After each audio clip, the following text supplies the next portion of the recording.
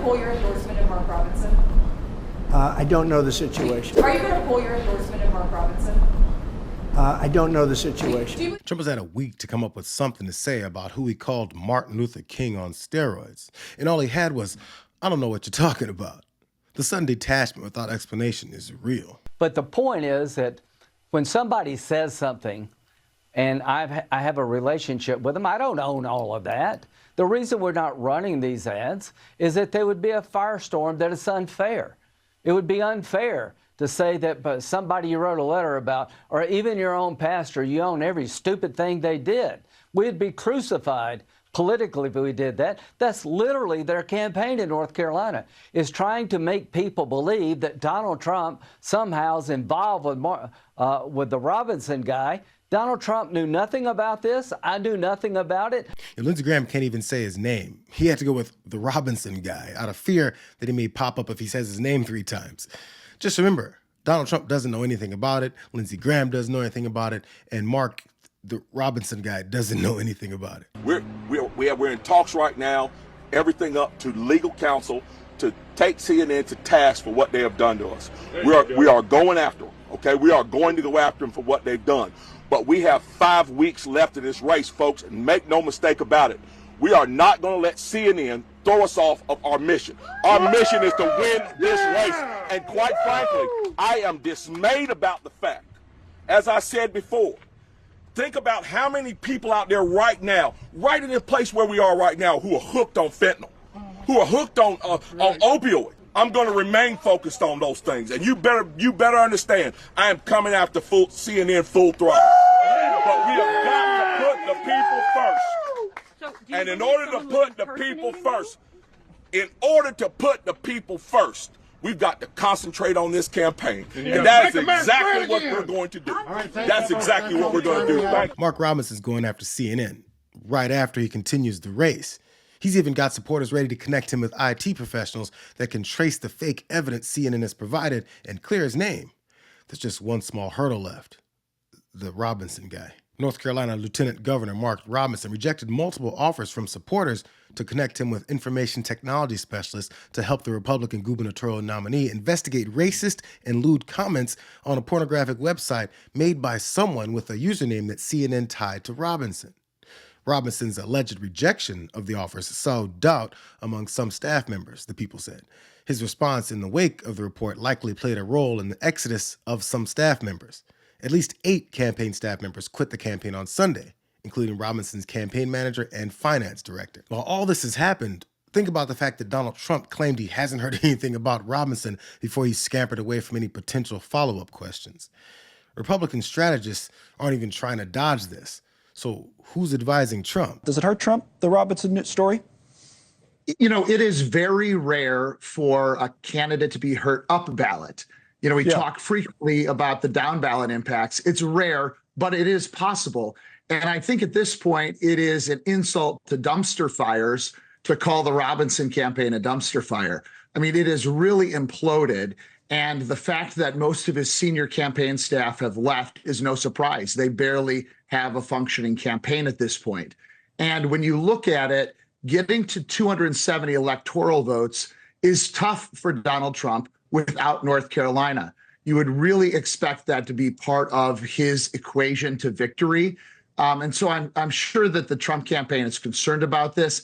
It looks like there's really no realistic path to getting Robinson out of the race, so you just have to plow on.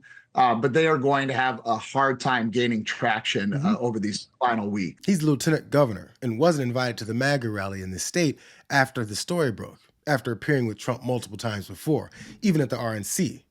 I think everyone can conclude that Donald Trump knows the situation and just doesn't want to talk about the kinds of people that make up the MAGA party. It would hurt their fake purity pitch that somehow hasn't collapsed under the weight of Donald Trump's actions that made him a felon. And what you're seeing now is a real Jezebel. You're going to see a lot of people saying that.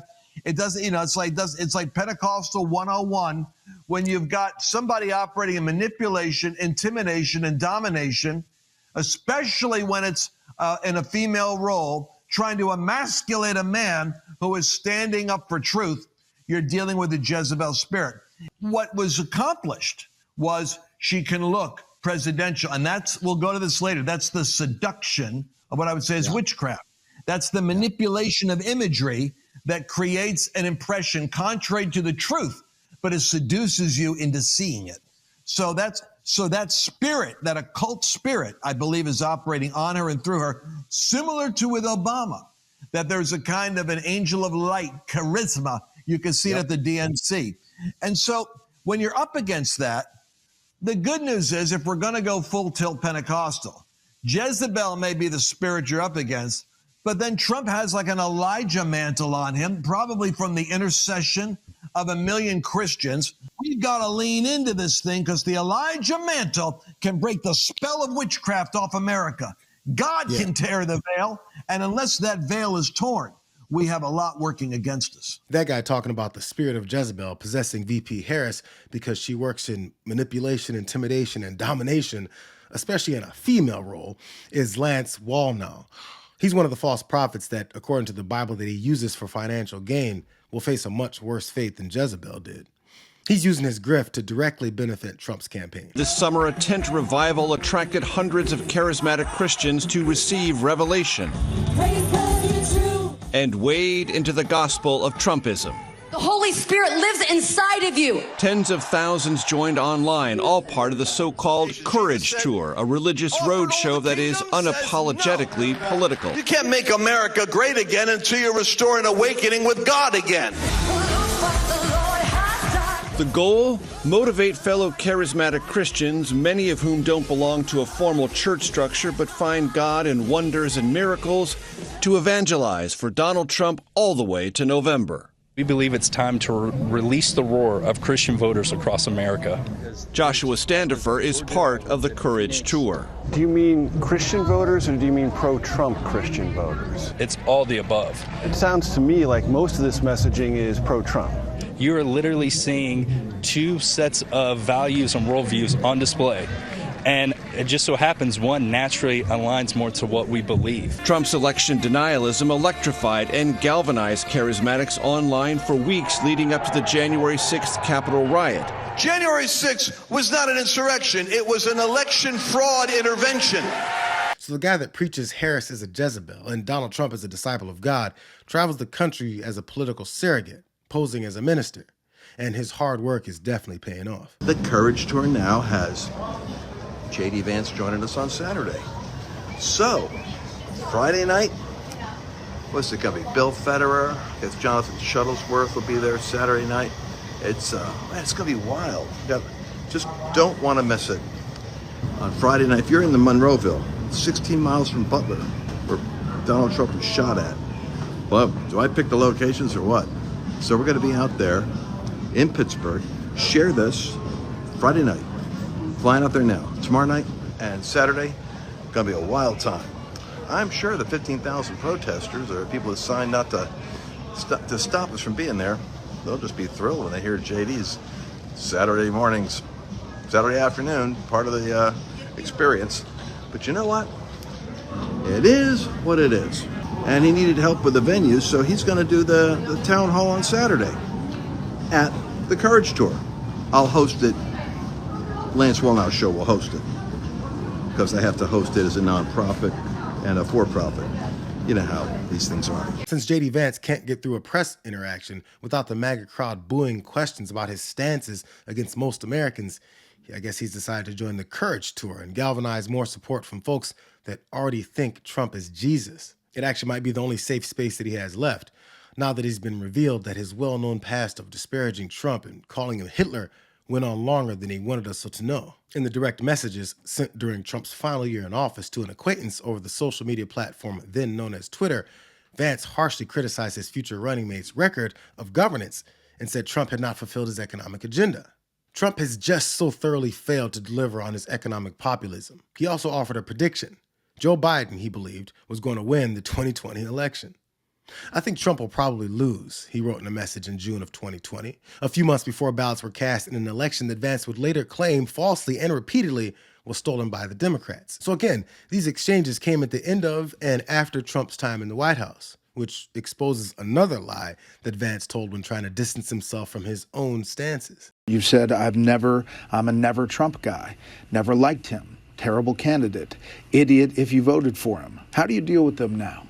Yeah, well, I think the simple answer is you've got to respect the American people enough to just level with them. Look, I was wrong about Donald Trump. I didn't think he was going to be a good president, Brett. He was a great president, and it's one of the reasons why I'm working so hard to make sure he gets a second term.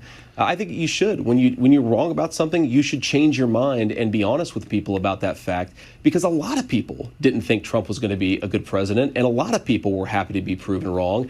And I think it presents an opportunity for me to make the case to the American people that, look, we have two very different sets of results. 4 years of Joe Biden, 4 years of Donald Trump. We know the Trump record is one of success. The Biden record is one of failure.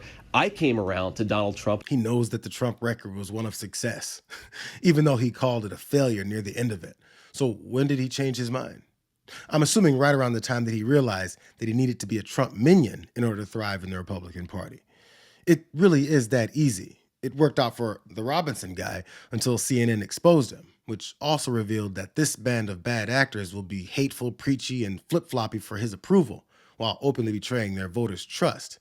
But they never have a plan for the moment that the shit hits the fan. I believe that Mr. Robinson needs to make a call fairly quickly, defend his name, or in the absence of a defense, then we've got to move on. Republican Georgia Governor Brian Kemp already withdrawing his support. We are now seeing candidates and GOP organizations across the country running away from Robinson. An investigation from our team found deleted tweets, deleted photos. These are from candidates who previously appeared and posted that they were with Robinson.